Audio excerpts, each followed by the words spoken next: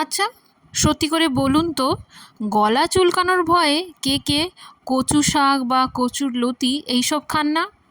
মাছ মাংসের মাঝখানে মাঝে মাঝে এইরকম অন্যরকম কিছু খেলে ভালোই লাগে।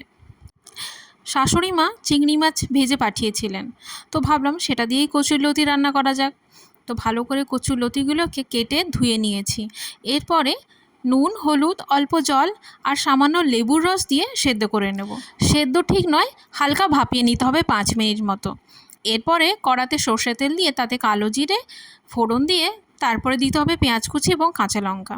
এরপরে একে একে হলুদ গুঁড়ো, লঙ্কা গুঁড়ো, ধনে গুঁড়ো আর জিরে গুঁড়ো দিয়ে ভালো করে কষিয়ে নিলাম। এরপর দিচ্ছি একটু নারকেল কোড়া। যেহেতু বাড়িতে ছিল নারকেল কোড়া, তাই দিয়ে দিলাম। এটা অপশনাল, দিতেও পারেন নাও দিতে পারেন। এরপর দিচ্ছি আদা বাটা, টমেটো এবং অল্প পরিমাণে নুন। মশলাগুলো ভালো করে কষানোর পরে দিয়ে দেব ভেজে রাখা চিংড়ি মাছ। এরপরে দিয়ে দিলাম ভাপিয়ে রাখা কচুলতিগুলো। এটা দিয়ে ভালো করে কিন্তু একটু কষতে হবে। এরপর হালকা চিনি দিয়ে আবার নেড়ে ঢাকা দিয়ে রাখবো 5 মিনিট মতো। দেখবেন কচুলতিগুলো একদম নরম হয়ে গেছে। আশা করি আজকের রেসিপিটি আপনাদের ভালো লেগেছে। আবার দেখা হচ্ছে পরের ব্লগে।